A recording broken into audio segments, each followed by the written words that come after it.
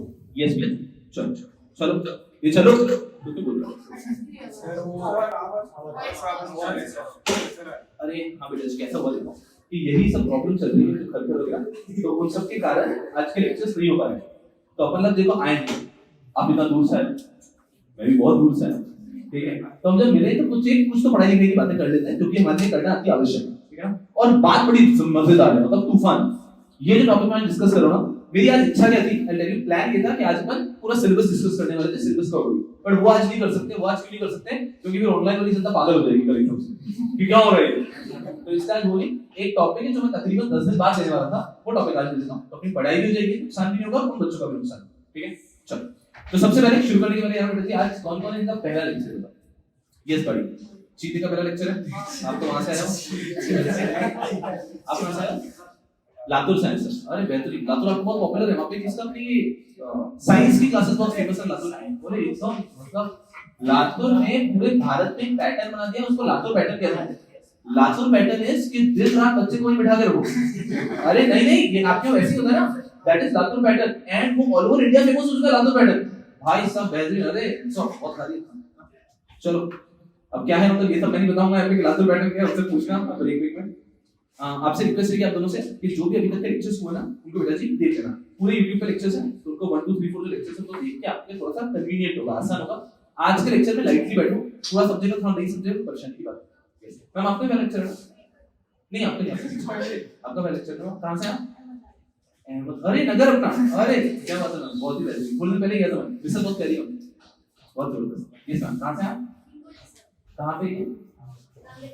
नांदेड़ के पास। बेहतरीन। तो जो भी पेंडिंग लेक्चर्स है वो सब देख के कंप्लीट करो। भाई कोई है नया? बाकी सब एकदम पुराना, बहुत ही बेहतरीन। चलो बहुत अच्छा चलो। मैम सब ठीक है? दुखी नहीं होना पक्का, ऐसे स्माइल करते रहो ना, ऐसा परेशान होकर नहीं बैठेंगे क्लास में, कुछ अच्छा सीखना है, मजा आए। चलो बाकी सब खुश हो जी। चलो यस, आवाज आ रही है वहां से? ए हेलो, बीच में आती है वहां से? चलो कोई बात नहीं, पढ़ाई लिखाई हम लोग। चल चल चल हम लोग क्या अभी तक देख चुके हैं, मैं एक आइडिया देता हूं आपसे बच्चों को। हम लोग मॉड्यूल 2 में हैं। मॉड्यूल 2 के अंदर हम लोग सिक्योरिटी लॉ के सब्जेक्ट के अंदर है। देखो कैसा बेटा, कोई भी व्यक्ति अगर यूपीएससी की तैयारी करता है तो जब भी यूपीएससी की तैयारी करता है स्टेप 1 हर एक व्यक्ति क्या करता है, सिलेबस को याद। यूपीएससी की जो भी बच्चे तैयारी करते हैं सबसे पहला स्टेप उनका कहता है 4-5 दिन पहले वो सिलेबस को अपनी दीवारों पर चिपका लेते हैं, पहले सिलेबस को याद कर लेते हैं। बिकॉज़ यूपीएससी एक ऐसा एग्जामिनेशन है जिसका कोई ईमान धर्म नहीं। ईमान धर्म मतलब उसका कोई सिलेबस सेट होता ही नहीं, वो लोग कुछ भी पूछ सकते हैं। यूपीएससी जिससे अपन भारत में आईएएस आईपीएस बनते हैं। सिमिलरली आई थिंक हर एक कोर्स की जब हम तैयारी करें हमारा स्टेप 1 होना चाहिए, हमें समझ में आना चाहिए हम लोग कहां हैं। हां जितना समय लोग यूपीएससी में देते हैं उतना समय नहीं, लेकिन एक रीजनेबल आईडिया रहना चाहिए कि हम लोग कहां हैं, क्या पढ़ रहे हैं। हम लोग एग्जीक्यूटिव 2 मॉड्यूल्स होते हैं, उसके मॉड्यूल 2 जिसके अंदर 4 सब्जेक्ट है, तो उसमें से एक सब्जेक्ट सिक्योरिटी लॉ के होते हैं। जब हम अगर आगे देखते हैं फटाफट से क्विक कर देता हूं, यहां पे बहुत सारे बच्चे नए आज के मॉड्यूल 2 के अंदर आपके 4 सब्जेक्ट्स होते हैं, जिसमें से सीएमए, एफएमएसएम, सिक्योरिटीज लॉ और ईबीसी। ये 4 सब्जेक्ट, चारों तूफान और इंटरेस्टिंग सब्जेक्ट। लेकिन पहले 2 सब्जेक्ट की खासियत ये है कि ये दोनों हैं एमसीक्यू। तो एमसीक्यू बोलने के बाद क्या होता है कि आप बेटा जी वैसे ही थोड़े से कंफर्ट लेवल पे आ जाते हो, बिकॉज़ आपका पिछला एग्जाम आपने एमसीक्यू में निकाला है, तो आपका एक कंफर्ट लेवल बैठा हुआ है एमसीक्यू पर। तो यहां पे already comfortable, you just have to understand the subject. But there are 2 more subjects, that is securities और यूपीसीएल, जो कि प्रॉपर सब्जेक्टिव पेपर्स है। उसके अंदर जो हम लोग पढ़ेंगे that is going to be securities law. कहने के लिए securities law is the smallest subject among all the 8 subjects. सारे 8 सब्जेक्ट्स के जब मॉड्यूल आपके घर पे डिलीवर होंगे तब आप देखोगे कि सिक्योरिटी लॉ का मॉड्यूल सबसे छोटा मॉड्यूल होगा। इसकी मॉड्यूल हार्डली कुछ 500-550 पेजेस की मॉड्यूल।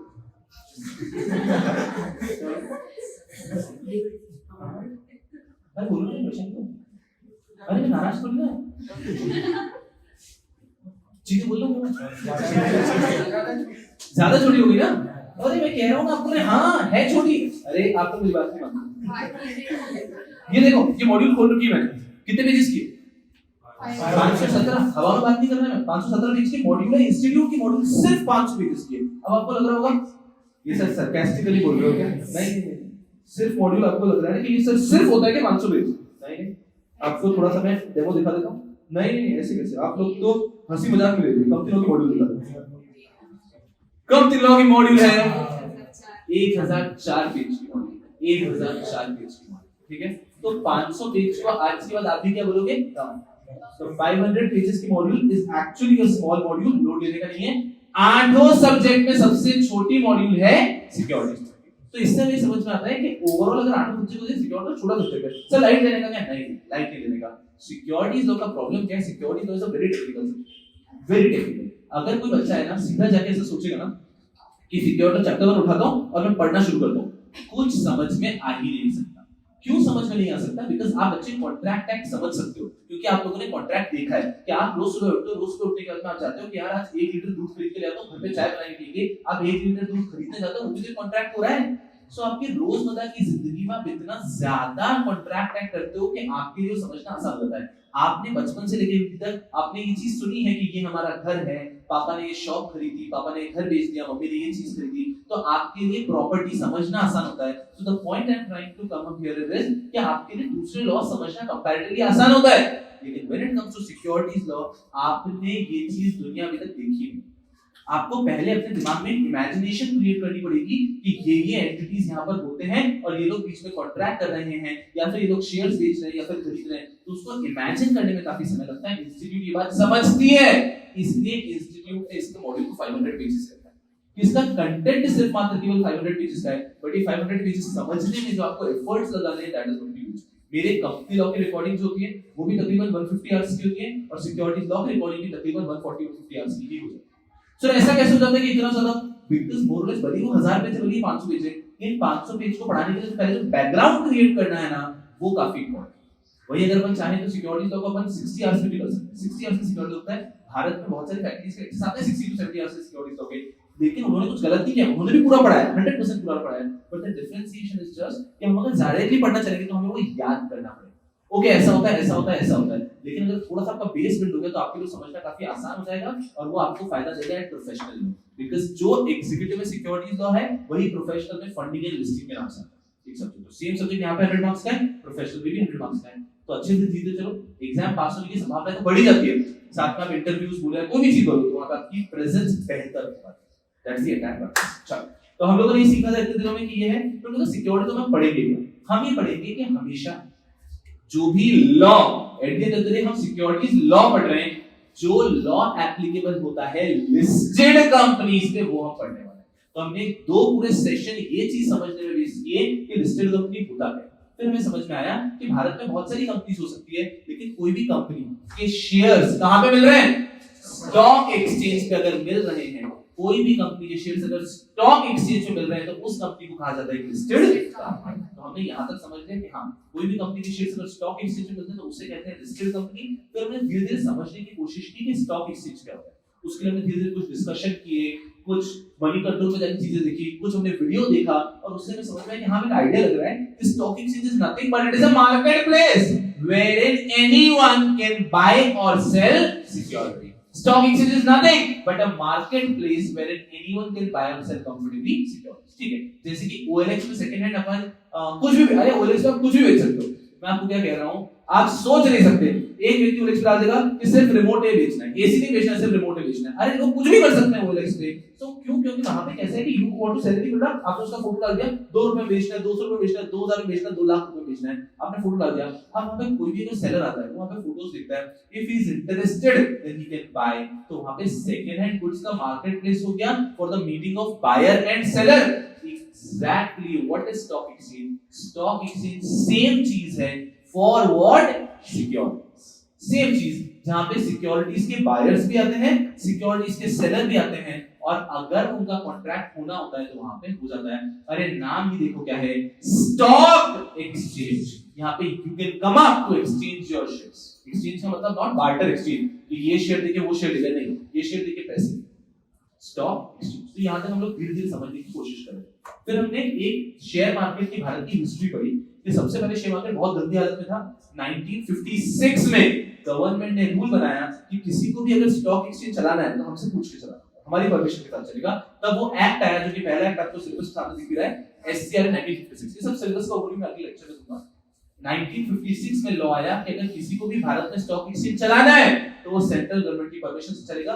उसके पहले सेंट्रल गवर्नमेंट की परमिशन की कोई जरूरत नहीं थी, कोई भी व्यक्ति स्टॉक एक्सचेंज चला सकता है, कोई भी व्यक्ति। आज हमारा मानो कि हमने मिलकर स्टॉक एक्सचेंज ओपन कर 1956 में समय बदला और परमिशन रिक्वायर्ड, ठीक है।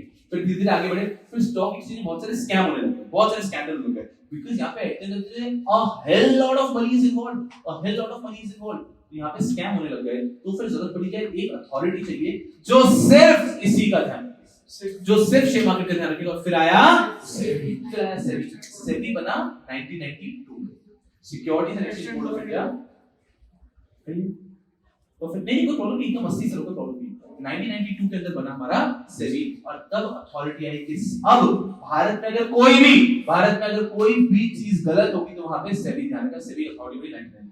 तब तक भी सबसे ही चला था, लेकिन फिर अब ये ब्रोकर्स सबको मस्ती आई कि यार ये लोग यार फिजिकली शेयर्स देते हैं, शेयर सर्टिफिकेट ऐसा होता है, फिजिकल शेयर सर्टिफिकेट। अब प्रॉब्लम क्या था, आज मान लीजिए मैंने शेयर सर्टिफिकेट बेच दिया इनको, शेयर बेच दिए इनको कंपनी के पास जाना पड़ता था, फिर ये शेयर इनके नाम पर रजिस्टर कराने पड़ते थे, बिकॉज़ शेयर्स के ऊपर नाम लिखा होता था ना, this share belong to Shubham Shuklecha. तो मैंने इनको शेयर बेच दिए, इन्होंने खरीद लिए, फिर इनको सर्टिफिकेट लेके कंपनी के पास जाना पड़ता था, ये कंपनी मेरे नाम पे कर दो, फिर company fresh share certificate issue करती थी इनके नाम पे, तो उसमें बहुत समय लगता था, फिर ये शेयर किसी और को बेचते थे।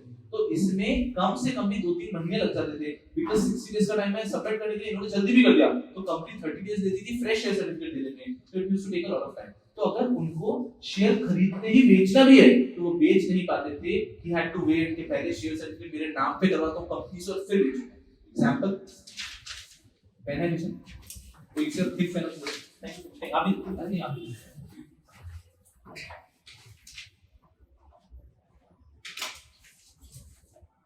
ठीक, तो दोनों से थोड़ा लिखूंगा। ये है, मान लीजिए रिलायंस के शेयर्स 100 शेयर्स का सर्टिफिकेट है बिलोंगिंग टू शुभम शुक्लेचा। यहाँ पे रिलायंस का सिग्नेचर होगा, रिलायंस के जो भी एमडी सी होगा, रिलायंस का पे स्टैंप लगा होगा, ये सारी चीजें इसमें लिखी हुई है, फुल्ली पेड अप। ऐसा शेयर सर्टिफिकेट मेरे नाम पे, 100 शेयर रिलायंस के शुभम शुक्लेचा के पास है। आज मैंने डिसाइड किया कि मुझे शेयर बेचने का है, मैंने इनसे बोला कि मैं एक शेयर का 1000 रुपए लूंगा, इन्होंने ठीक है 100 शेयर, एक शेयर का 1000 रुपए, 1 लाख रुपीस, इन्होंने मुझे 1 लाख रुपीस दे दिए, मैंने ये शेयर उनके पास हो गया, लेकिन अभी भी शेयर सर्टिफिकेट पे किसका नाम लिखा है, शुभम शुक्लेचा।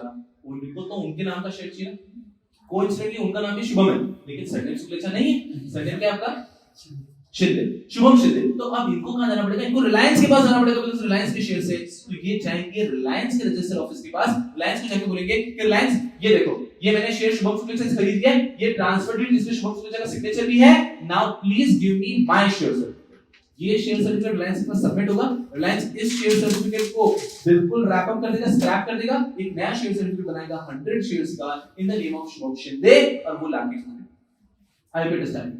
प्रॉब्लम यहाँ पे क्या होती थी, कंपनी को कोई प्रॉब्लम नहीं थी, कंपनी के लिए ठीक है, लेकिन प्रॉब्लम ये होती थी कि अब इनको जब शेयर बेचना है इमीडिएटली, तो इनको वेट करना पड़ता था कि मेरा शेयर जाएगा, कन्वर्ट होकर खुद के नाम पे आएगा, फिर मैं बेचूंगा, और शेयर्स में जितनी फास्ट ट्रेडिंग हो सकती थी उतनी फास्ट नहीं हो पाती।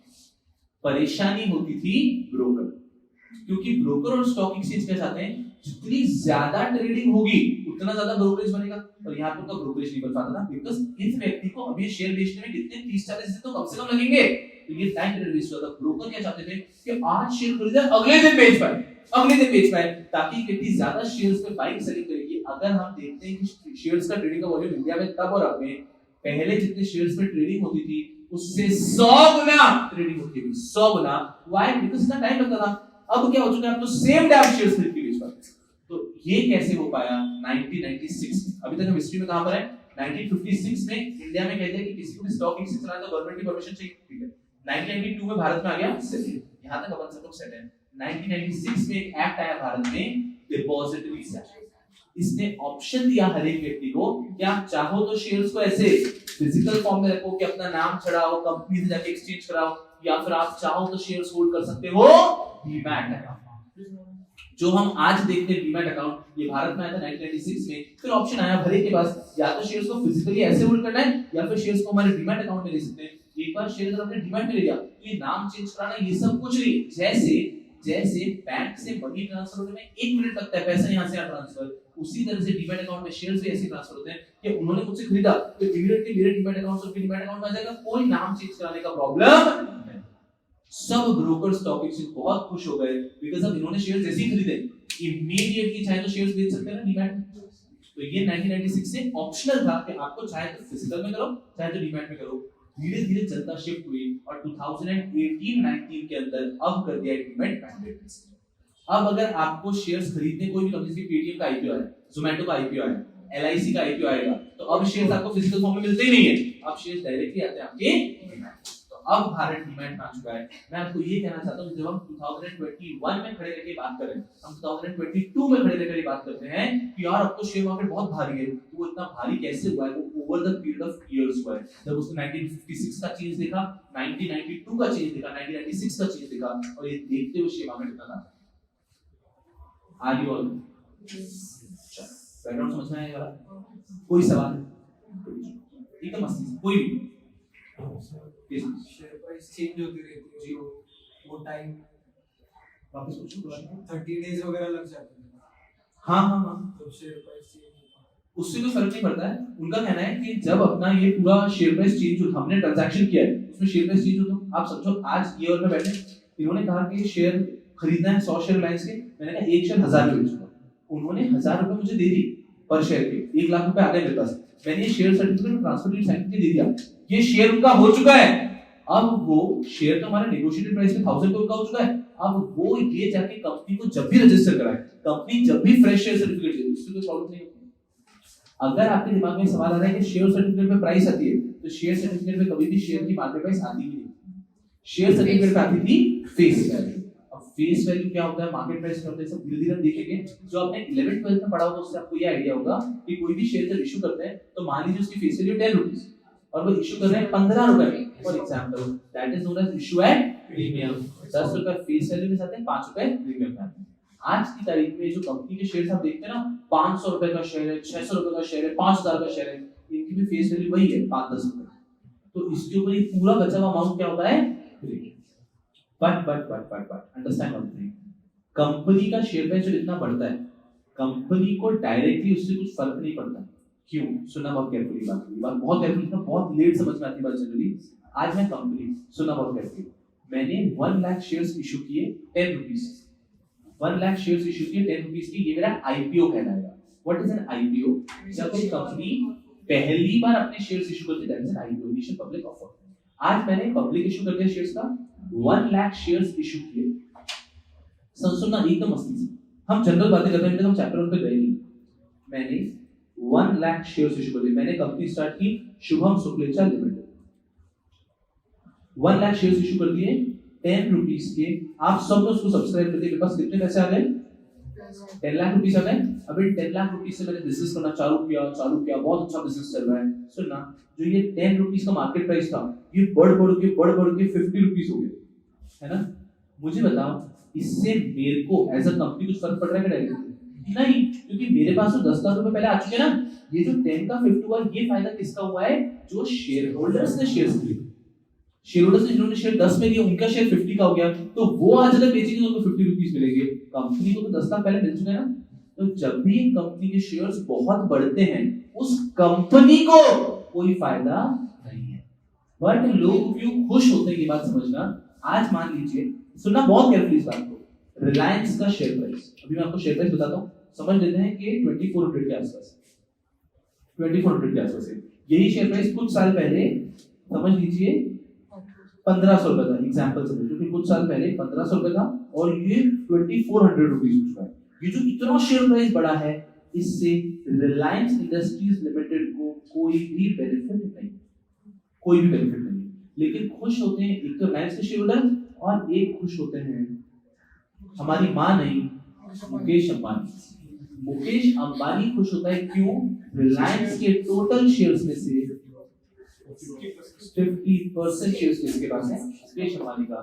तो जब रिलायंस के शेयर्स के प्राइसेस बढ़ रहे हैं, तब मुकेश अंबानी की जो मार्केट वैल्यू बढ़ रही है। आप लोगों ने न्यूज़ पढ़ी होगी, अदानी की मार्केट वैल्यू इतनी हो गई।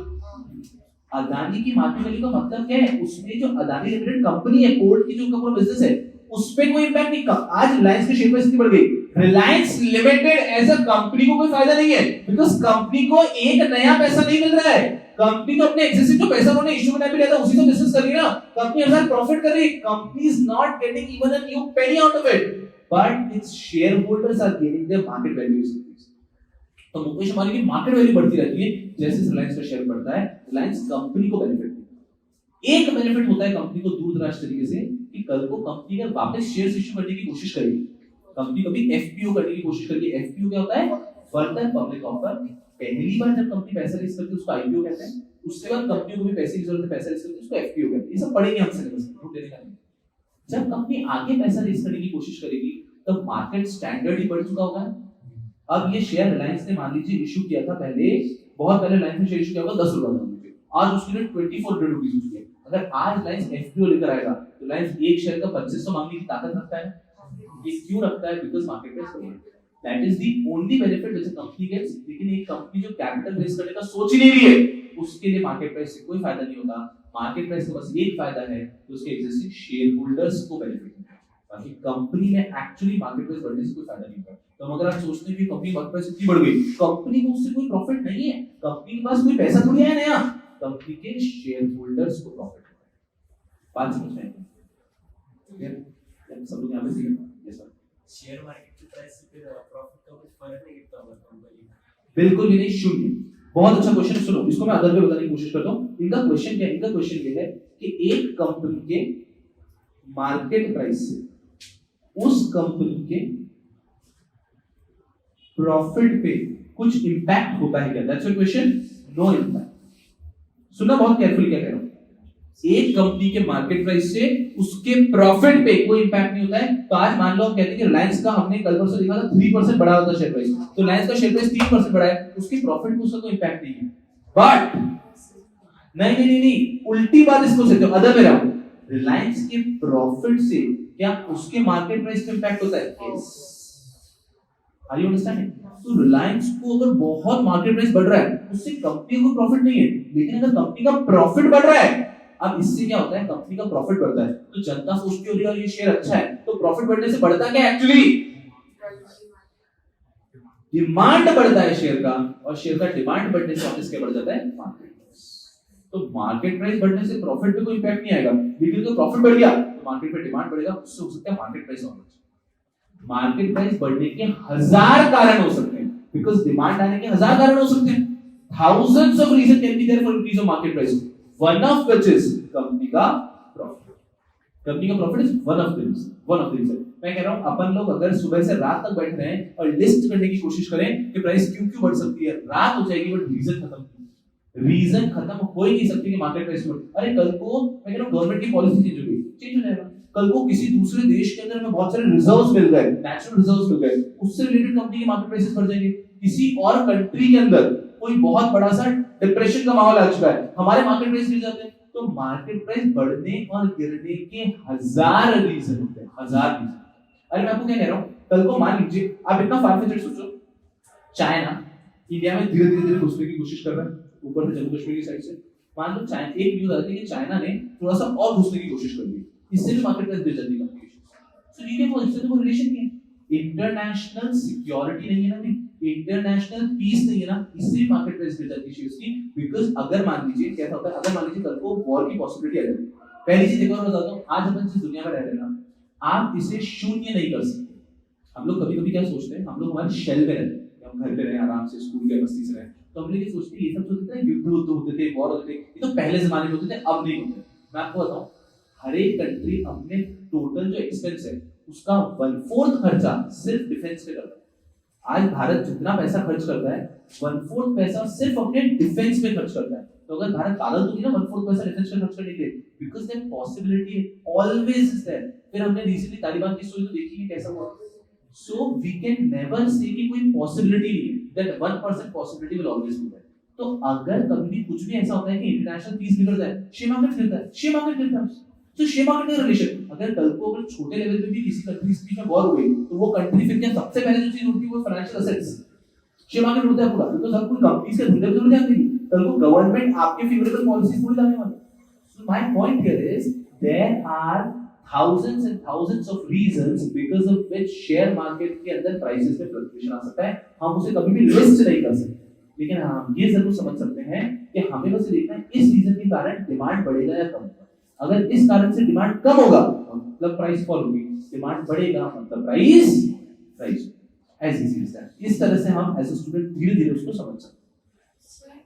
आगे अपनी अपने ये समझ पहला सर जो मार्केट का कैपिटल वो रहता है, ठीक है, शेयर मार्केट का, वो कंपनी यूज कर सकती है फंड। वापस क्वेश्चन पूछो आपका।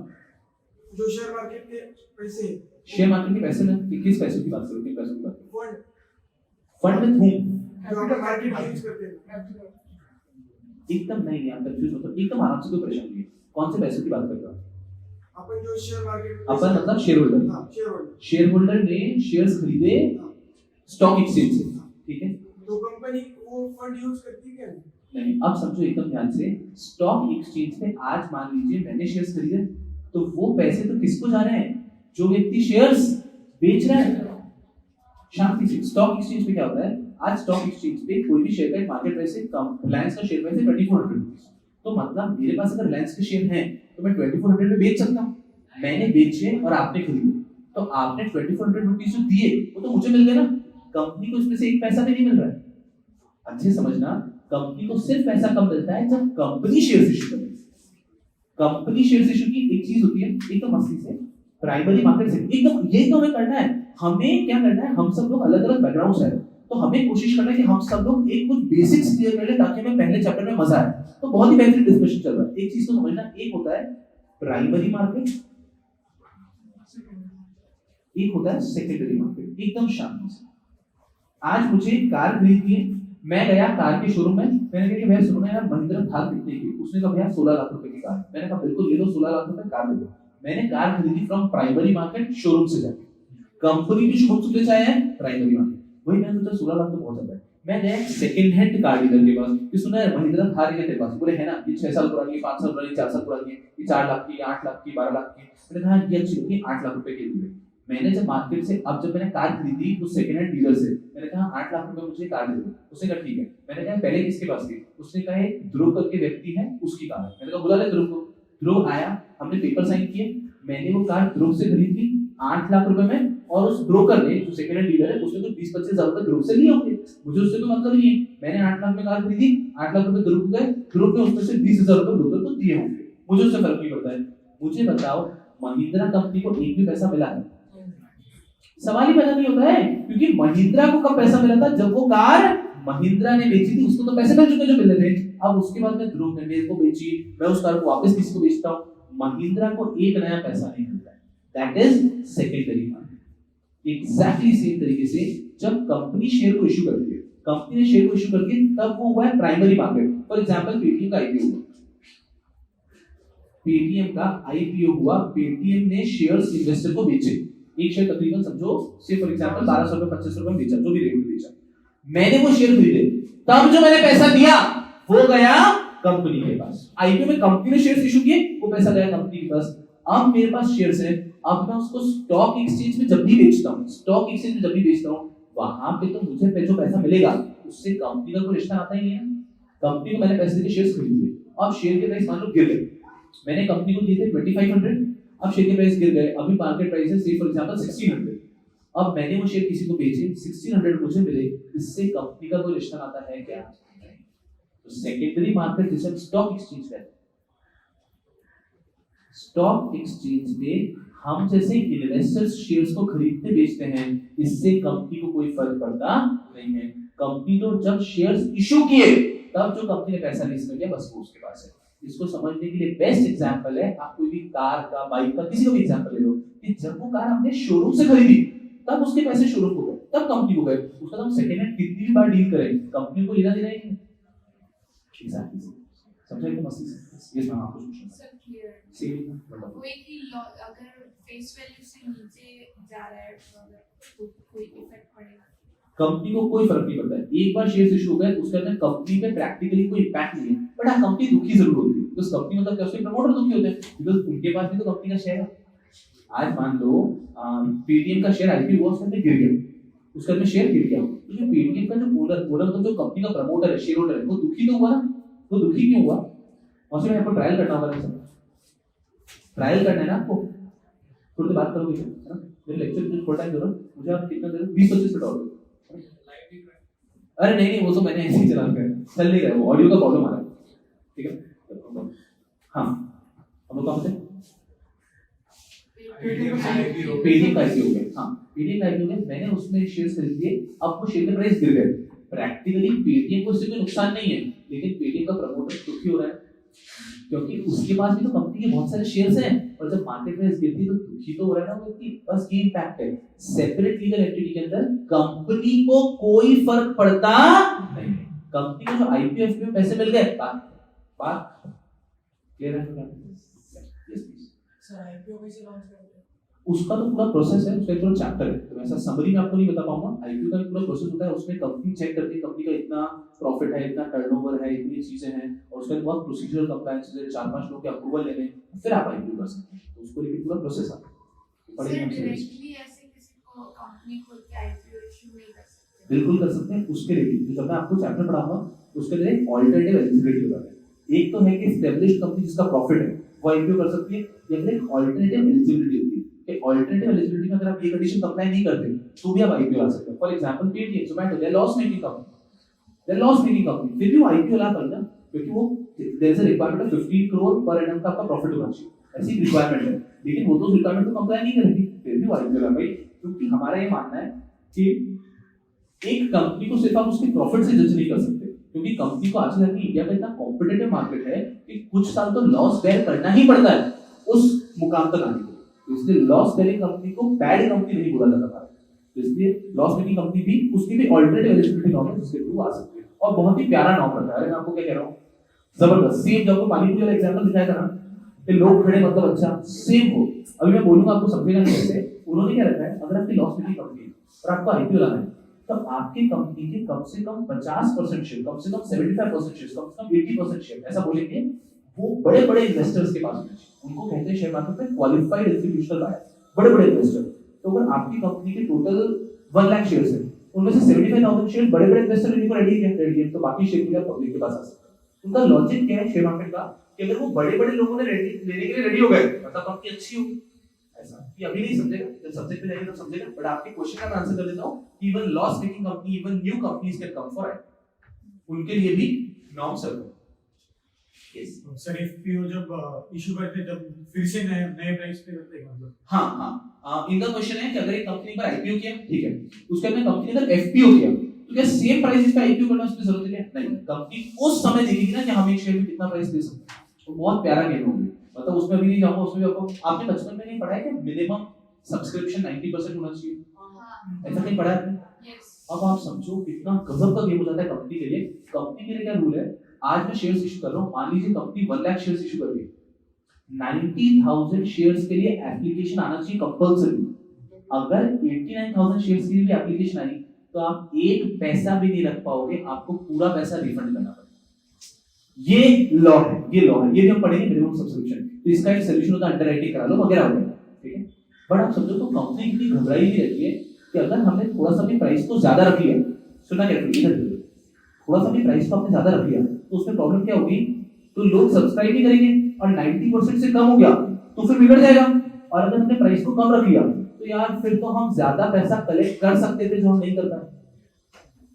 तो कंपनी बहुत डिफिकल्ट पोजीशन पर जाती है कि प्राइस क्या रखें। अरे ये आप समझो ना, आज की तारीख किसी चीज की प्राइस कैसे डिटरमाइन की जाती है, ये मार्केट को समझने की कोशिश करो। आज आपने सोचा कि आपको बड़ा पाव का ठेला लगाना है, सोचा पर्सनली फील करो बड़ा पाव का ठेला लगाना है, आपने कहा नीचे दुकान में बड़ा पाव का ठेला लगाना है। हाउ विल यू डिटरमाइन कि बड़ा पाव की प्राइसेस कैसे रखेंगे? बिकॉज़ आपके दिमाग में एक स्टैंडर्ड सेट है ना, बड़ा पाव का 10 रुपए, 15 रुपए, 20 रुपए। आपने आज से बड़ा पाव खाया, कॉम्पिटिटर की प्राइस है, उसकी प्राइस 15 रुपए, इसकी प्राइस 15 रुपए, मैं 15 रख देता हूं। तो आपके पास एक स्टैंडर्ड है कि आप इस तरह से प्राइसेस रख सकते हो। बट आप समझो अपनी शेयर का प्राइस में कोई स्टैंडर्ड ही नहीं है ना, हर एक कंपनी अलग है, हर एक कंपनी का शेयर अलग है।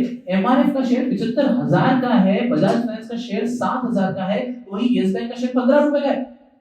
भारत में शेयर प्राइस का कोई स्टैंडर्ड तो है ही नहीं, तो एक कंपनी के लिए काफी डिफिकल्ट कॉल होता है कि अपने शेयर का प्राइस कैसे सेट। और हम लोग कभी बहुत ही छोटे लोग हैं, हमसे सुपर क्वालिफाइड लोग वहां पे बैठ के कंपनी का प्राइस डिटरमाइन करते हैं। हम तो एज ए स्टूडेंट अभी बस देखते हैं ओके पेटीएम का इतने प्राइस पे है, इसका प्राइस इतना है, बट वो प्राइस कैसे कैलकुलेट किया होगा, उन्होंने ऑफर करते हैं क्या सोच के ऑफर किया.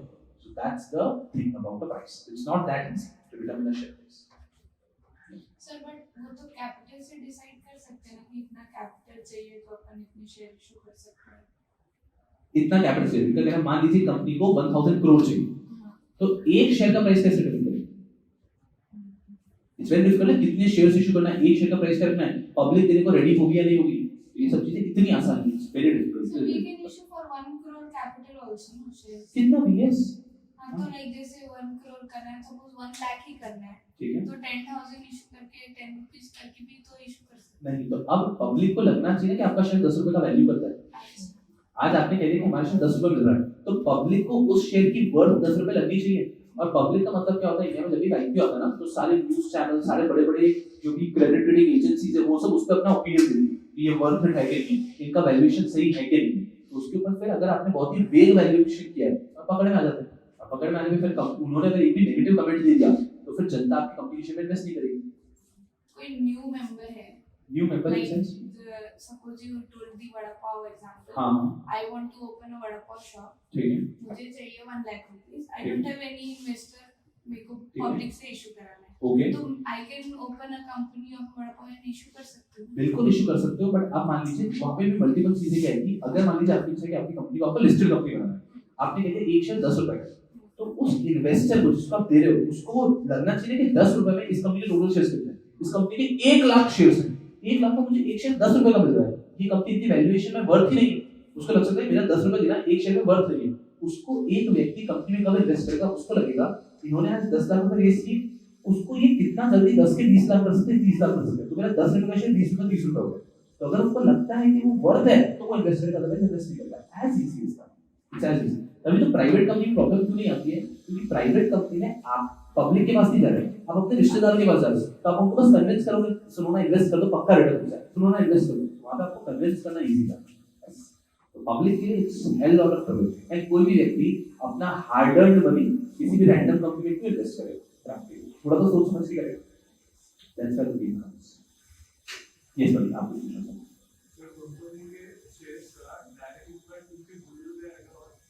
कंपनी के शेयर्स का डायरेक्ट इंपैक्ट भी गुडविल पे आएगा, बिल्कुल ठीक है, उसका बिल्कुल आएगा. हाँ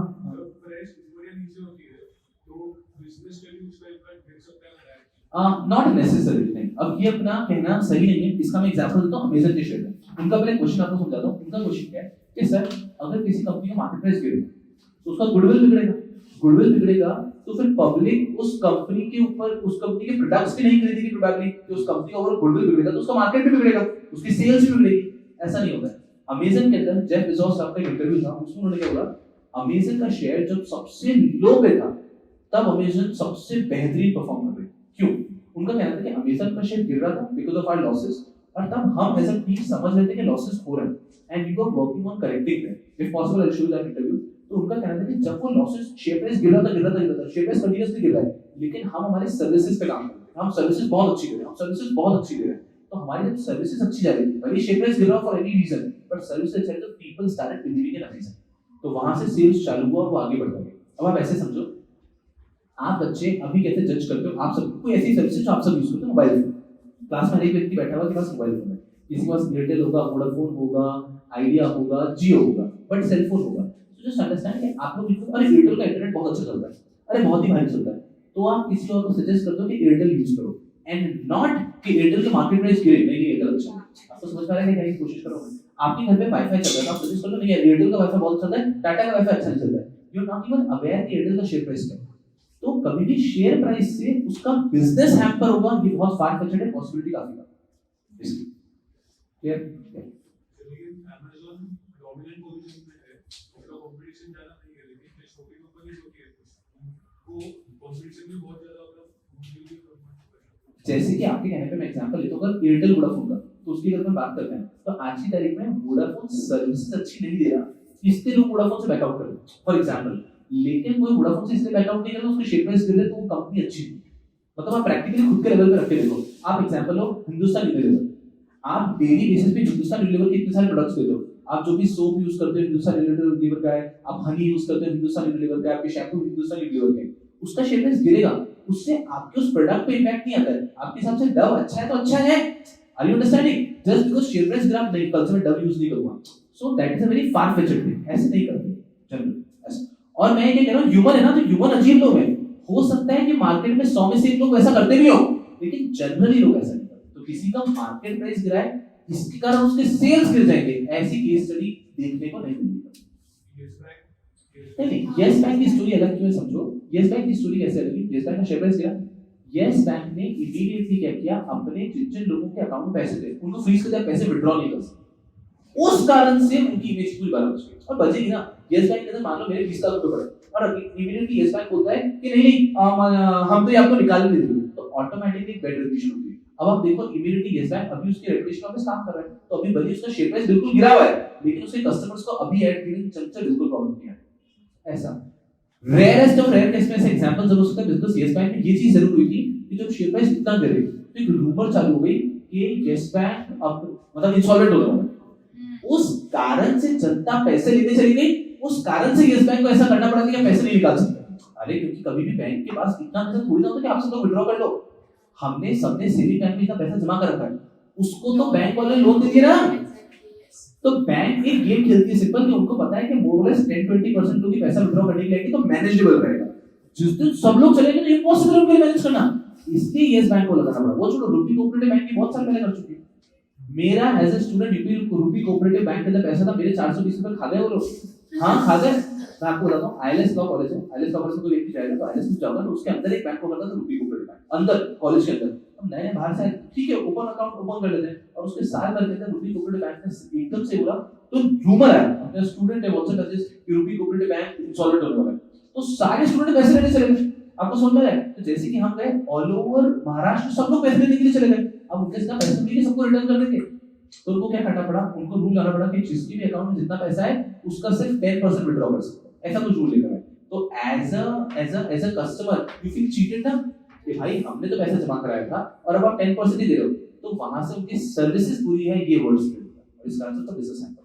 ऐसा जनरली मार्केट प्राइस गिरने या बढ़ने से उनके सेल्स पे impact rarest of rare cases में आता है, नॉर्मली नहीं आता। कोई सवाल मस्ती से पूछो जो भी आता है। जब मैं कोई ऐसा प्रॉपर लेक्चर ले रहा हूँ उसमें एकदम इमीडिएटली क्वेश्चंस नहीं लेता मैं लेक्चर के एंड में लेता हूँ प्रोबेबली, बट आज हम एक जनरल डिस्कशन कर रहे हैं, तो मस्ती से जो दिल में आता है कुछ भी। ऐसे कभी तो बचपन में आया हो ये क्यों हो रहा है यस प्लीज सर। वो आईपीओ जो अपन एप्लीकेंट्स करते हैं वो कंपनी ने से डिसाइड करते हैं कि अपने रिजेक्ट हो गया अपलोड हो गया। हाँ, तो उसके लिए कैसा होता है, फॉर एग्जांपल आज मान लीजिए पेटीएम को चाहिए थे, फॉर एग्जांपल रैंडम एग्जांपल ले रहा हूँ 10,000 करोड़, पेटीएम को चाहिए 10,000 करोड़, उसने डिसाइड किया कि वी विल इशू कोई भी 1,000 shares of 10 rupees each, 1,000 crore shares of 10 rupees each, उससे 10,000 करोड़ आ जाएगी एग्जांपल ले। अब क्या होता है, जब भी ये इन्होंने ऑफर किया, हमारा प्रोस्पेक्टस वगैरह गया, अब इन्वेस्टर इसमें अप्लाई करते हैं, और भारत के पास एक ही चीज है जो बहुत सारी पॉपुलेशन, तो इंडिया में जितने आईपीओ आते हैं ना सब आईपीओ क्या होते हैं ओवर आराम से। तो ये जनता ने किया अप्लाई, अब जनता ने अप्लाई किया तो इन्होंने इशू किए थे 1,000 करोड़ शेयर्स, एप्लीकेशन आ गए 5,000 करोड़ शेयर्स, एप्लीकेशन आ गए 5,000 करोड़ शेयर्स की। तो अब ये कंपनी डिसाइड करेगी कि 5,000 करोड़ में सबका पैसा तो रख नहीं सकती, पैसा रखेगी सिर्फ 1,000 का, देन द कंपनी डिसाइड्स इन 5,000 में से हम 1,000 का पैसा रख लेते हैं। कंपनी पॉलिसी बनाती है कि उसको कैसे रखना है, generally pro rata basis is the best thing to do, जो आपने बचपन में 11th में अगर पढ़ा होगा। तो हर व्यक्ति जिसने 5 शेयर के लिए अप्लाई किया है उसको 1 शेयर मिल जाएगा। तो मान लीजिए आपने 50 शेयर के लिए अप्लाई किया था, आपको 10 शेयर मिल जाएंगे। इस तरह से प्रोपोर्शन बेसिस में 1,000 crore shares. This is the easiest way of explaining. आगे जब आपको पढ़ाऊंगा प्रोबेबली आज से आप समझो 1.5 महीने बाद एक ऐसा कंसेप्ट पढ़ाऊंगा ना कि आप मतलब आप में केवल जैसे भागने लगोगे क्लासेस के अंदर, बुक बिल्डिंग का कंसेप्ट होगा। अगर आपने उस दिन मतलब मैं सिर्फ खड़ा होकर सलाम नहीं ठोका ना तो मेरा नाम बदल के शाहरुख खान, ठीक है। बुक बिल्डिंग एक ऐसा कंसेप्ट है कि आप सलाम ठोकोगे जिस व्यक्ति ने कंसेप्ट बनाया है, अरे मतलब आप इमेजिन नहीं कर सकते ऐसा प्यारा कंसेप्ट है, and that is also for determining of price. But अभी इस चीज पे कुछ समझ में नहीं आया, दिमाग लगा करें, तकरीबन 1.5 महीने बाद आईसीआई के चैप्टर के बीच में होंगे तब हम बात करेंगे बुक बिल्डिंग। बट अभी के लिए I think this answer is sufficient कि 5,000 करोड़ एप्लीकेशन आ गए, 1,000 करोड़ शेयर्स देना है, तो हर व्यक्ति जिसने 5 शेयर अप्लाई किया उसको 1 शेयर दे देंगे, आसान बात है, इजी। क्या कुछ भी आ रहा है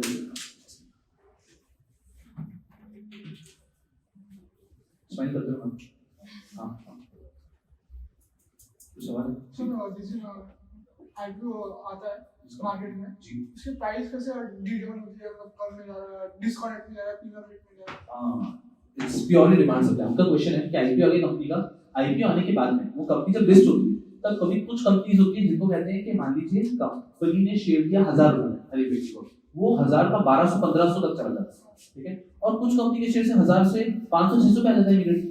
ये क्या होता है? Solve about demand and supply. Demand and supply मतलब जब शेयर लिस्ट हुआ, फॉर एग्जांपल किसका एग्जांपल दूं, पेटीएम, मैं पॉजिटिव एग्जांपल देना चाह रहा हूं। ज़ोमैटो का शेयर जब लिस्ट हुआ, लिस्ट होते ही जिन लोगों को शेयर नहीं मिल पाया ना, इस केस में बहुत सारे लोगों को रिजेक्ट भी होता है एप्लीकेशन। ये तो मैंने आपको एग्जांपल दिया प्रो डेटा। कभी-कभी कंपनी डिसाइड की 4000 को रिजेक्ट 1000 को दे दो, कंपनी डिसाइड करती है। जिन लोगों को रिजेक्ट हो गए बट उनको शेयर चाहिए, कंपनी उनको शेयर चाहिए, तो वो क्या करता है, जिस दिन स्टॉक एक्सचेंज पे लिस्ट हुआ उस दिन शेयर खरीदने के लिए। अरे आप समझो ना, आपका ये होगा ना, बताओ क्या वन प्लस मोबाइल वगैरह का सेल आता है कभी कि 12 बजे मोबाइल आने वाला है सेल पे, फिर 12:05 तक सब खत्म हो जाता है। ये क्यों होता है? डिमांड सप्लाई का खेल है। यहाँ पे मान लीजिए आज स्टॉक एक्सचेंज पे कंपनी लिस्ट हुई, जिन लोगों को शेयर नहीं मिल पाया आईपीओ में, वो स्टॉक एक्सचेंज से खरीदने की कोशिश करेंगे। मान लो मुझे आईपीओ में मिल गया था 1000 रुपए में, वहां पे मैं बेचने को रेडी नहीं हूँ, प्राइस बढ़ता रहता है 1200-1300 रुपए। कुछ लोग सोचते हैं कि सेम डे शेयर बेच देते हैं ना, अभी हमें आईपीओ में अलॉटमेंट हुआ, अभी 300 रुपए पर शेयर का प्रॉफिट हुआ, बेच देते हैं। People sell that share immediately. I will show you probably Zomato का शेयर कॉन्ट्रैक्ट हो, तो ज़ोमैटो का शेयर के अंदर मुझे अलॉटमेंट हुआ था and I sold it on the very same day. जिस दिन स्टॉक एक्सचेंज पे लिस्ट हुआ, मान लीजिए मुझे अलॉटमेंट हुआ 1000 में, उसी दिन उस शेयर का प्राइस 1500 रुपए के आसपास आया। एग्जांपल ले रहा हूं, मतलब इतना परसेंटेज बढ़ा था। 1000 में मान लो अलॉटमेंट हुआ और 1500 में, तो I sold it on the very same day. List होती सेम डे बेच दिया, तो मैंने उस दिन अपना प्रॉफिट बना खत्म कर लिया। उस टाइप के प्रॉफिट को कहा जाता है स्टॉक एक्सचेंज में listing gains. What do you mean listing gains? IPO में आपका अलॉटमेंट हुआ है और आपने उसी दिन उसको बेच दिया, इसे कहते हैं लिस्टिंग गेन। ये क्यों प्राइस बढ़ी? बिकॉज़ जनता को ज़ोमैटो के शेयर चाहिए थे और उनको नहीं मिल पाए, तो वो उस दिन मार्केट से खरीदने के लिए आए। अगेन गेम सेम है, डिमांड एंड सप्लाई। और वही पेटीएम का आईपीओ लॉस में गया, तो उसमें क्या हुआ, मार्केट में जैसे ही लिस्ट हुए, कुछ लोग आए थे लिस्टिंग गेन के लिए, कह रहे हैं खरीद लो। उस दिन खरीदने के लिए आए ही लोग, बायर्स नहीं है पेटीएम का। तो लोगों का ऐसा मानना था, और 2-3 न्यूज़ चैनल्स अगर आप सर्च करोगे तो ऐसा कह दिया था कि पेटीएम बहुत ओवर वैल्यू का है, बहुत ओवर वैल्यू का है। तो हमारी जैसी जनता क्या है, फिर थोड़ी रिलक्टेंट हो जाती है नहीं लेना। तो जिन लोगों ने डिसाइड किया नहीं लेना, तो उस दिन सेलर्स तो हैं, कुछ लोग सोच रहे हैं आज बेच दूंगा, बट बायर बहुत ही रेयर हुए, तो उससे मार्केट प्राइस गिरी और मार्केट प्राइस बहुत तबियत गिरी। पेटीएम को अगर आप देखोगे तो बहुत ज्यादा मार्केट प्राइस गिरी पेटीएम की, फिर अभी वापस रिकवर कर दी ऐसा। अगेन वापस कुछ लोग होते हैं जिनको मार्केट गुरुज कहते हैं, वो अपना अपना टारगेट देते हैं कि ये प्राइस इतनी जाएगी। तो कुछ लोगों का कहना है कि पेटीएम की प्राइस 1000 तक गिरी, अभी आई थिंक 1600 के आसपास होगी, 1700 के आसपास है। A few people are saying, market experts, that वो 1000 तक जाए। तो ऐसा अपना अपना प्रेडिक्शन आता है। चलिए, yes please। सर जो फेस वैल्यू रहती है कंपनी की, वो ओपन करते हैं, जब मार्केट में वो लिस्ट हो जाएंगे, शेयर इशू हो जाएंगे बाद में, तो जो फेस वैल्यू अगर 100 रुपए है, बाद में 120 हो गई, तो कंपनी 120 से पकड़ती है 100 रुपए। फेस वैल्यू कभी बढ़ती नहीं, फेस वैल्यू उतनी रहेगी। फेस वैल्यू कौन सा? अच्छा कोई प्रॉब्लम नहीं। Same example, Paytm for example, Paytm का एक शेयर है, उन्होंने डिसाइड किया कि 500 पे बेच रहे हैं, ठीक है। 500 is what the issue price, जिस प्राइस पे इशू कर रहे हैं, इसमें फेस वैल्यू मान लो सिर्फ 10 रुपए, और 490 का क्या है, सिक्योरिटीज प्रीमियम। आप बच्चों सिक्योरिटीज प्रीमियम सबने पढ़ा है, कुछ बच्चों ने नहीं पढ़ा होगा सिक्योरिटीज प्रीमियम, कभी पढ़ा है सर आपने? नहीं पढ़ा है ना, कोई प्रॉब्लम नहीं है। सिक्योरिटीज प्रीमियम जिन्होंने नहीं पढ़ा है उनको धीरे धीरे हम लोग आगे बढ़ेंगे। सिक्योरिटीज प्रीमियम क्या होता है? तो आप समझिए फेस वैल्यू 10 है और सिक्योरिटी प्रीमियम 490 है। ये आज कंपनी को पैसा मिल गया 500 रुपीस का पर शेयर, कंपनी इसको दो अलग अलग बॉक्स में रखेगी। समझते हो ना इस बात को? फेस वैल्यू का पैसा पूरा पीडर कैपिटल में जाता है और सिक्योरिटी प्रीमियम का पैसा अलग रखना पड़ता है। क्यों अलग रखना पड़ता है? सिक्योरिटीज प्रीमियम के सिर्फ 5 यूजेस हैं, मैं आपको आगे पढ़ाऊंगा धीरे धीरे। ये पैसा आप हर कहीं यूज नहीं कर सकते, सिर्फ कुछ चीजों में यूज कर सकते हो। तो जब एक कंपनी पेटीएम ने शेयर्स इशू किए, पेटीएम ने 500 रुपए का शेयर इशू किया, 10 रुपए face value, 490 premium, securities premium आया है, तो ये उन्होंने अलग रख दिया। हर एक शेयर पे 10 रुपए पीडर कैपिटल में, 490 सिक्योरिटी प्रीमियम। ये हो गया एक बार। अब ये पेटीएम का शेयर लिस्ट हो चुका। अब स्टॉक एक्सचेंज पे ये शेयर 500 से बढ़ के 600 हुआ या ये 6000 हुआ, फेस वैल्यू जो इसकी है वो हमेशा क्या रहेगी? 10 रुपीज। फेस वैल्यू हमेशा 10 रुपीज रहेगी, भले उसकी प्राइस 6000 3000 कुछ भी हो जाए, फेस वैल्यू 10 रुपीज रहेगी। सर मतलब इसके अंदर भी 10 रुपीज फेस वैल्यू और बाकी पूरा सिक्योर्स में हो, उससे फर्क ही नहीं पड़ता क्योंकि पैसा कंपनी के पास थोड़ी जा रहा है। ये पैसा तो इन्वेस्टर्स आपस में खरीद कर बेच रहे हैं ना। तो आज एक इन्वेस्टर है, उसने पेटीएम का शेयर किसी को बेच दिया 6000 रुपए में, तो ये उसने उसको 6000 रुपए दिए, उसने उसको एक शेयर दिया, बात खत्म। वहां पे तो सिक्योर्स में फेस वैल्यू से कोई मतलब ही नहीं है ना। Face value is only relevant at the time of IPO और एफपीओ। जब कंपनी शेयर इशू करती है तब कंपनी के लिए फेस वैल्यू रेलेवेंट है। बाद में जब आप मार्केट में ट्रेडिंग करते हो तब तो फेस वैल्यू रिलेवेंट है। ये लोग जो अपन देखते हैं ना, रिलायंस का शेयर 2400 का है या फिर कोई कंपनी का शेयर 70000 का है, हमें उससे फेस वैल्यू तो दिखती भी नहीं है, because face value is completely irrelevant at the time of trading. Face value सिर्फ रेलेवेंट होती है जब एक कंपनी शेयर्स इशू करती है। यस प्लीज सर, एक कंपनी ज्यादा से ज्यादा कितने शेयर्स इशू कर सकती है? बहुत प्यारा क्वेश्चन। इनका कहना है कि एक कंपनी ज्यादा से ज्यादा कितने शेयर्स इशू कर सकती है, मतलब ऐसा है कि भाई कितने मतलब पैसा कितना रेज कर सकती है। Practically there is no limit, कोई लिमिट नहीं है। जब एक कंपनी रजिस्टर होती है उसको आरओसी के पास जाती है, रजिस्ट्रार ऑफ कंपनीज के पास एक लिमिट लेनी होती है, उसे कहते हैं ऑथराइज्ड शेयर कैपिटल। ये मैं लिमिट चाहिए मेरे को इतना मैं शेयर्स इशू करूंगा, लेकिन ऑथराइज्ड शेयर कैपिटल एक कंपनी कभी भी बढ़ा सकती है, उसपे कोई लिमिट नहीं। एक कंपनी को लगता है नहीं इसको और 500 करोड़ और बढ़ा सकती है। मेन बात क्या है, investor should be ready to buy your shares ना, दैट्स द बिगेस्ट इशू। आपको लगता है कि आप इन्वेस्टर को शेयर बेच पाओगे, बेचो। यस बैंक जैसी कंपनी ने अपने शेयर्स इशू किए थे 15 रुपए में, 14 रुपए में। जब यस बैंक का पूरा क्राइसिस हो गया था, उसमें यस बैंक को पैसों की जरूरत थी। अब पैसे कहां से लाए यस बैंक? यस बैंक ने एफपीओ किया था, फर्दर पब्लिक ऑफर। अभी से कुछ 2 साल पुरानी बात होगी, तब उसने कुछ I don't remember the exact price, 10 से 15 रुपए के बीच में उन्होंने फर्दर पब्लिक ऑफर किया। एक शेयर जो 250 रुपए में लिस्ट हुआ था, अब वो पब्लिक को कितने में बेच रहे हैं? 10 से 15 रुपए में कंपनी ने बेचा, यस बैंक। तो बिल्कुल कंपनी जितना चाहे जितनी बार चाहे एफपीओ कर सकती है, और उसको लगना चाहिए कि हाँ हमारे इन्वेस्टर्स शुड बी रेडी।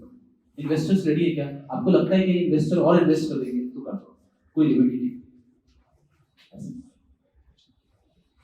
आज का लेक्चर बिल्कुल शेड्यूल लेक्चर नहीं है। लेक्चर तो वही नहीं ना, ये लेक्चर नहीं है। What is this we are simply having a nice Q&A session कह सकते हो, क्योंकि इसमें कोई भी व्यक्ति का मैंने डाउट आंसर किया, किसी बात को समझ में नहीं आया, लोड लेने का नहीं है। क्या मैं पढ़ा रहा हूँ क्या? नहीं। जिस दिन मैं आता हूँ क्लास में कि अब मैं ये आपको पढ़ा रहा हूँ, तब आपको समझ में आ रहा है। This is simple query answer. ये आपको बात समझ में नहीं आई, टेंशन लेने का बिल्कुल नहीं है, बिकॉज़ ये आपकी क्वेरी थोड़ी ना, ये हो सकता है आपके दिमाग में 2 महीने बाद आए, तब डिस्कस करेंगे। इतना लाइक है। कोई और सवाल? Sir, any guidance how to study like security law? How to study? देखो सिक्योरिटी तो कैसे पढ़ना है तो मैं धीरे धीरे ड्यूरिंग द टाइम बताता रहूंगा। शेयर मार्केट कैसे फॉलो करना है एज अ बिगिनर, मैंने आपको बताया कि 3-4 शेयर को पकड़ो, उसको डेली बेसिस पे, फ्रीक्वेंट बेसिस पे उसके प्राइसेस देखते रहो, बस do this for month, then you will be able to understand okay ये शेयर प्राइस गिर रहा है, then you just try and inquire कि प्राइस क्यों गिर रहा है, बस वो एक इंक्विजिटिव तरीके से उसको देखते रहो। That's it, nothing else.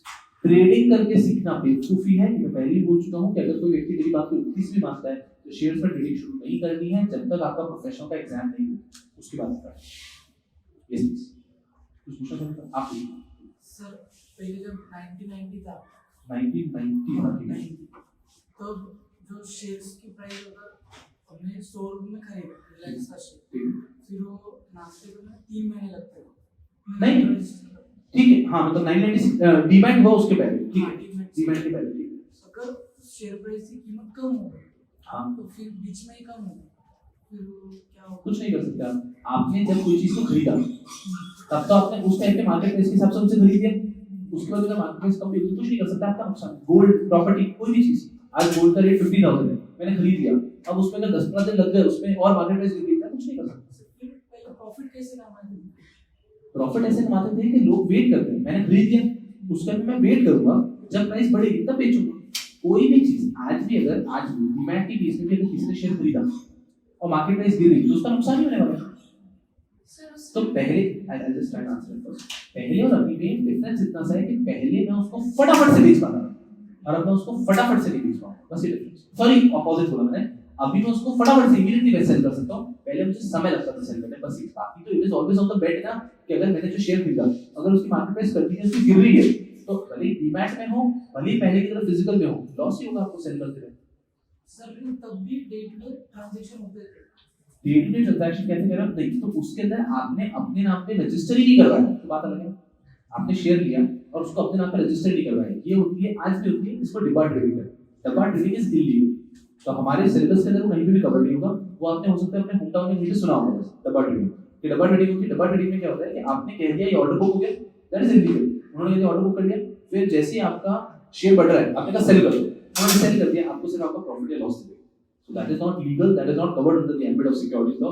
Securities market तो चाहता है कि वो सब बंद हो और पूरा का पूरा लोग live trading, actual physical trading. Sir मैंने सुना था जी जी पहले जब नाम पे नहीं होते थे जी। सर्टिफिकेट, जी। तो हम किसी को भी पास कर सकते थे और पैसे रेज कर सकते थे। हाँ, तो अब कैसा है, तो उसके अंदर कैसा होगा, समझो फॉर एग्जांपल, अब वो कैसा है, वो तो अपने अपने लेवल पे लेते हैं। फॉर एग्जांपल शुभम शुक्लेचा ने शुभम शिंदे को शेयर बेच दिए, इनको ये शेयर लॉन्ग टर्म के लिए होल्ड नहीं करना, ये खुद के नाम पे रजिस्टर नहीं कर रहे। ये क्या बोल रहे हैं, रिलायंस के 100 शेयर है, जिसको चाहिए मेरे पास शुभम शुक्लेचा का, शुभम शिंदे के पास शुभम शुक्लेचा का साइन किया हुआ है, जिसको खरीदे वो अपना नाम लेके खुद दे लेना। Are you understanding? इनको पता है कि इनको लॉन्ग टर्म के लिए अपने पास रखनी है, तो इन्होंने ट्रांसफर डीड में मेरे से साइन करा लिया, इन्होंने खुद का नाम भी नहीं लिखा, साइन भी नहीं कराया। 10 दिन बाद इनको उसका एक अच्छा बायर मिल गया, उन्होंने कहा ले शुभम शुक्लेचा सीधा तू लिखा दे। तो ट्रांजैक्शन गवर्नमेंट को तो क्या पता चल रहा है, शुभम शुक्लेचा टू फॉर एग्जांपल इन्होंने अमोल को बेचा, शुभम शुक्लेचा टू अमोल, अमोल ने अपना नाम लिखा और कंपनी के पास जाके खुद के नाम पे करवा दिया। ये सब चीजें कभी भी हमको लॉ में लिखी हुई नहीं मिली। ये सारी चीजें ऐसी थी कि जो लोगों ने प्रैक्टिकल डिफिकल्टी फेस की, उसका सॉल्यूशन अपने अपने तरीके से निकाल दिया। ये सारी चीजें लॉ में कभी लिखी हुई, जिसकी हवाला होगा वो कभी लॉ में लिखा हुआ नहीं मिलेगा। ये भी प्रॉब्लम है, लोगों को फिजिकल कैश एक से दूसरी जगह पे पहुंचाना है, हवाला करते हैं, लेकिन ये सब चीजें हमें लॉ में लिखी हुई है। ये कुछ ऐसी चीजें जो लोगों ने की जरूर है और उसका लॉ में कोई जिक्र नहीं है। सर वो जैसे अभी अपने पास एनएससी है, बीएससी है, उसमें अपन देख सकते हैं कि इस शेयर की वैल्यू बढ़ी है कम हुई है। जी। उस टाइम पे जब ये सब नहीं होता था तो कैसे डिटरमाइन करते थे कि इस शेयर की प्राइस बढ़ी है अभी की कम हुई है? दैट इज द प्रॉब्लम, जिसका सॉल्यूशन स्टॉक एक्सचेंज देख रहा है। पहले प्राइस डिस्कवरी आसान नहीं था। जब हम पढ़ेंगे थ्योरी में कि what are the benefits of stock exchange, one of the benefit of stock exchange कि स्टॉक एक्सचेंज का प्राइस डिस्कवरी आसान हो गया। अपने शेयर का प्राइस पता करना कितना आसान है अभी, और पहले ऐसे पहले आप एक्चुअली नेगोशिएट करते। अब कैसा होता था पहले भी जाने तो स्टॉक एक्सचेंज होता था, वहां पे ब्रोकर होते थे, वहां पे ब्रोकर्स के सामने प्राइसेस दिखते कि ये प्राइस है, ये प्राइस है, ये प्राइस है, और आप ब्रोकर को फोन करते थे और ब्रोकर बोलता था हाँ ये प्राइस है। तो पहले प्राइस डिस्कवरी इतना आसान नहीं था जितना आसान अभी है। हमको दिखता है ऑनलाइन, पहले आपको ब्रोकर के थ्रू ही पता करना था बेसिकली। सर वो उसका ही मतलब कंटिन्यू है कि मैंने अगर इससे शेयर्स लिए वो टाइम पे जब डीमैट नहीं था तो वेट किया और इसे दे दिया, तो वैसे वो टाइम पे चलता था मतलब मैं ये कह रहा हूँ ना, लॉ के हिसाब से तो नहीं चलता था, बट ये क्या करते थे, क्या होता था, दो चीजें थी। इन्होंने मुझसे शेयर ले लिए, तो मैंने जो शेयर ट्रांसफर शेयर सर्टिफिकेट होते इनको दे दिया, वो मेरे नाम का है। जो हमने ट्रांसफर डीड बनी, अब सब लोग प्रैक्टिकली एकदम आराम से ट्रांसफर डीड जो बनी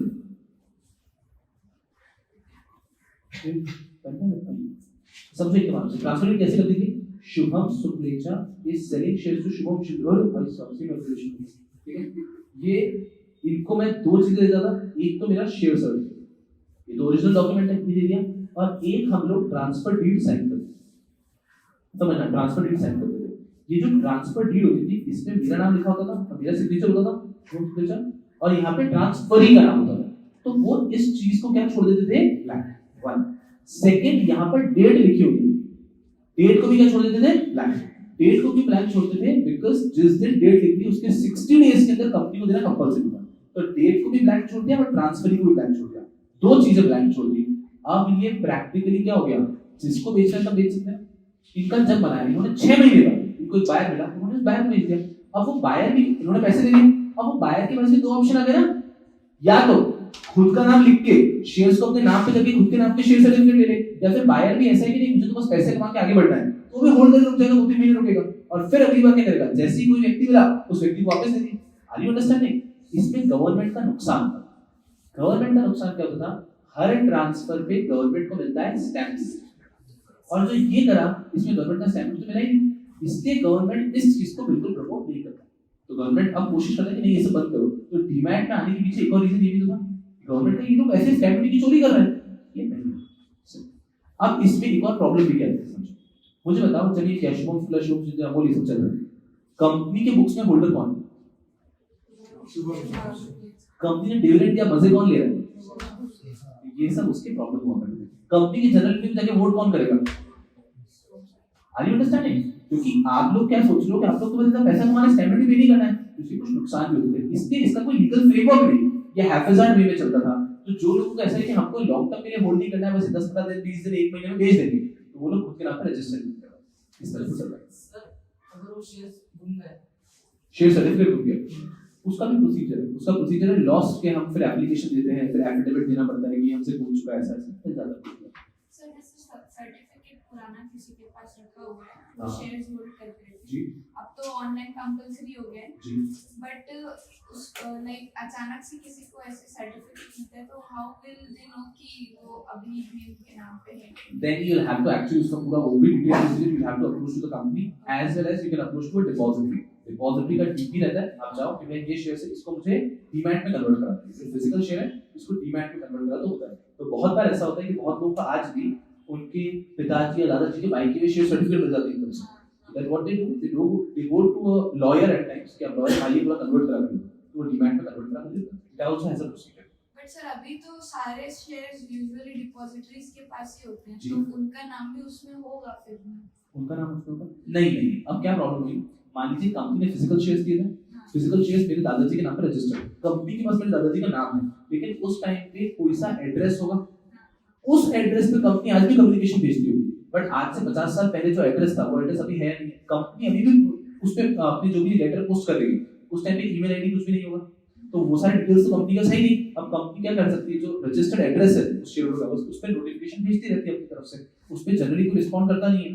तो बस जिस दिन आपको शेयर सर्टिफिकेट मिलते हैं आप इंक्वायरी करते हो, कन्वर्ट कराते हो। ये आज भी बहुत बार सर और जैसे किसी का है सर्टिफिकेट वो भूल गया एंड उसके बाद लाइक बहुत टाइम तक के है, तो क्या उसके शेयर फॉरफिट कर लिए जाते हैं कि rarest of the rare cases में शेयर्स फॉरफिट होते हैं, बट इंडिया में आज भी रूल है कि भले आपके शेयर्स गवर्नमेंट, मतलब उसका प्रोसीजर अगर मैं आपको रफ आइडिया दूं तो ऐसा होता है कि अगर 7 सालों तक आपने अपनी कंपनी के शेयर पे डिविडेंड कुछ भी क्लेम किया है, तो आपके शेयर्स को रख दिया जाता है एक सेपरेट अकाउंट में, और उसको बाद में ट्रांसफर करने की कोशिश की जाती है investor education and protection fund, जो पैसा लोगों के लिए यूज किया जाएगा।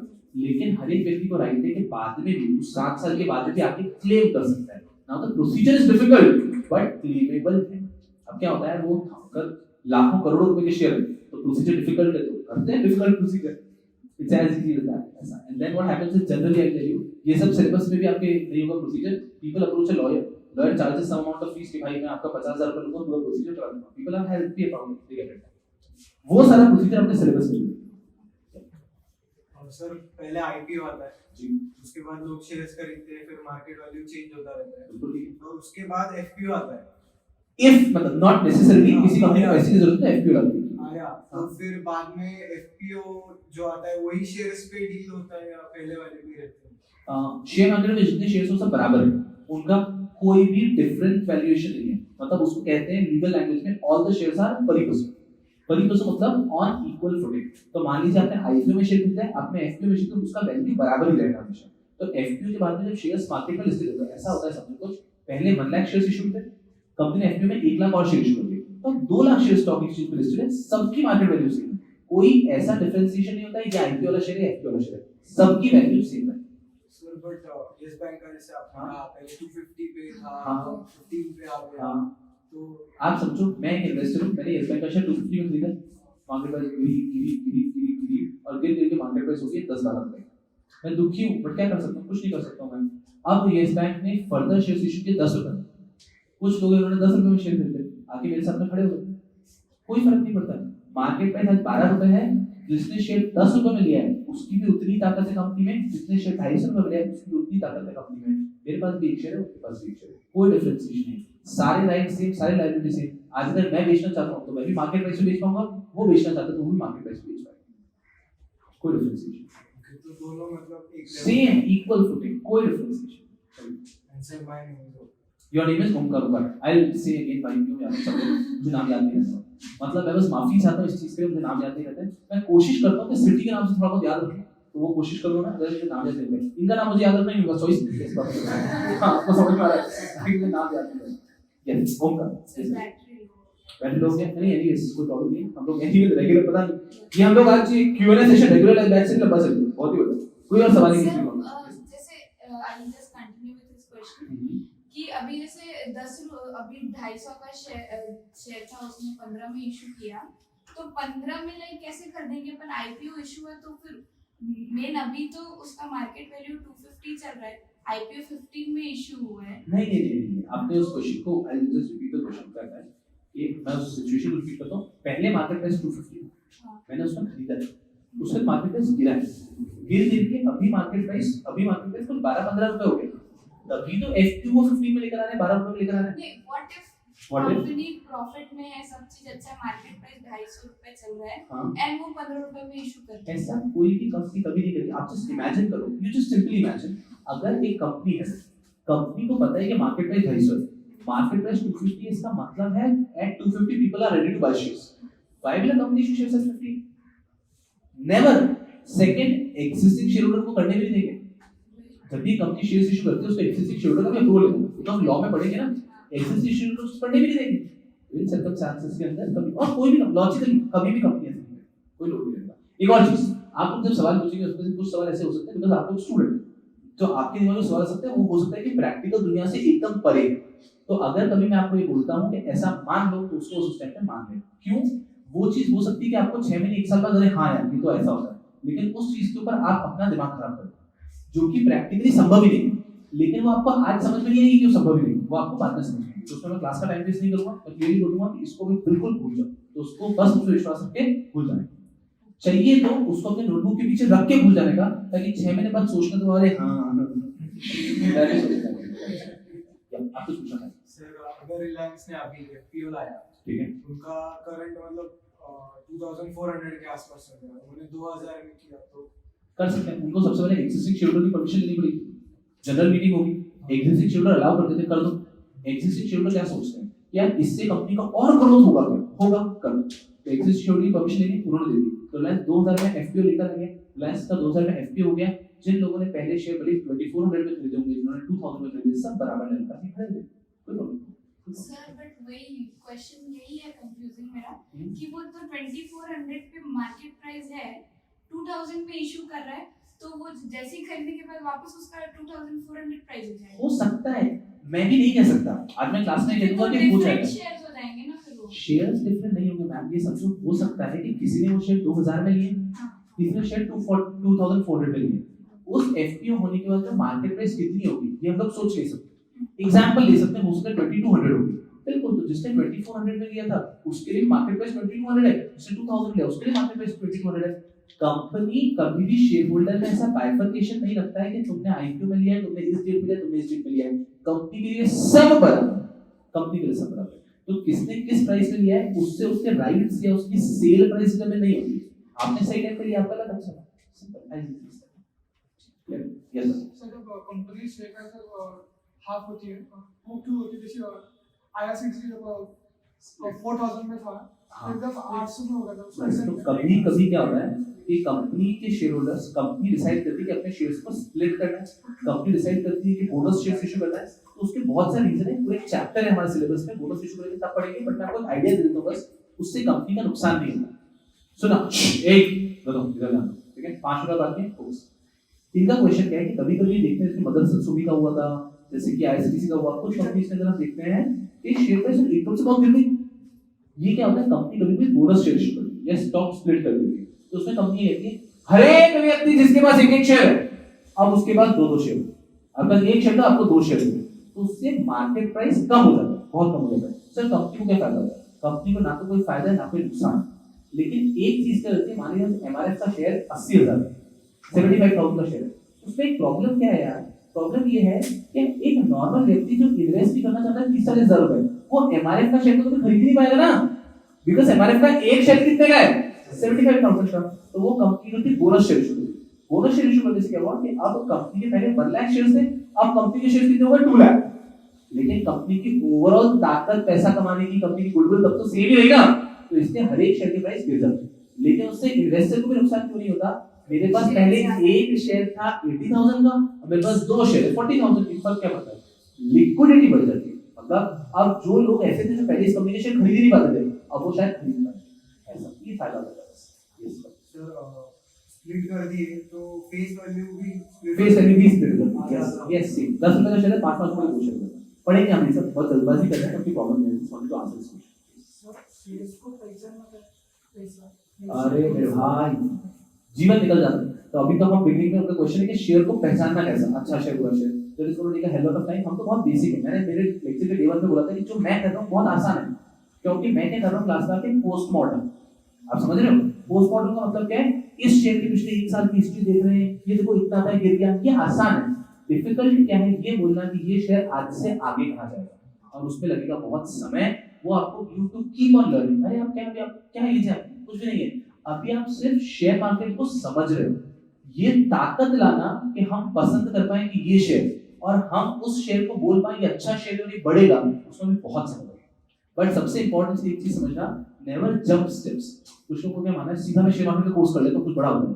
कुछ नहीं होता है गो ग्रेजुअली स्टेप पहले समझो फेस वैल्यू क्या होती है ये सब क्या होता है कैसे शेयर प्राइस कंट्रोल होता है फिर जाके उनके डिटेल्स ले वो शेयर प्राइस समझो तो it is going to take a lot of time and let it take a lot of time don't hurry up just take it easy parallelly news पढ़ सकते हो पढ़ो धीरे धीरे यू लर्न दूसरी एक और बताता हूं मैंने ये रिवर भी बोला था दुनिया का कोई भी आदमी भारत का कोई भी आदमी कभी ये नहीं कह सकता कि उसने बोला मतलब शेयर बढ़ेगा मतलब बढ़ेगा इवन राकेश झुनझुनवाला साहब भी जो इंडिया के मास्टर इन्वेस्टर कहे जाते हैं वो भी अगर 10 शेयर में इन्वेस्ट करते तो उसमें से उनमें 8 में प्रॉफिट होता 2 में उनको भी लॉस हो सकता है तो कोई भी व्यक्ति 100% नहीं कह सकता क्यों जैसे कि हमेशा एग्जांपल लेता हूं बेस्ट एग्जांपल है आज मैंने पूरी रीडिंग के साथ में शेयर मार्केट में इन्वेस्ट किया क्योंकि ये कंपनी बेस्ट है कल को हमारे इंडिया के प्राइम मिनिस्टर साहब को कुछ हो गया उनकी मृत्यु हो गई एग्जांपल ले लो भाई कभी भी होगी वो 150-200 साल तो कम से कम जेल ठीक है ना भाई मैं 30 वर्ष का पता चला देखिए इधर माय पॉइंट मैं आपसे सीरियस माय पॉइंट इज अगर हमको कुछ हो गया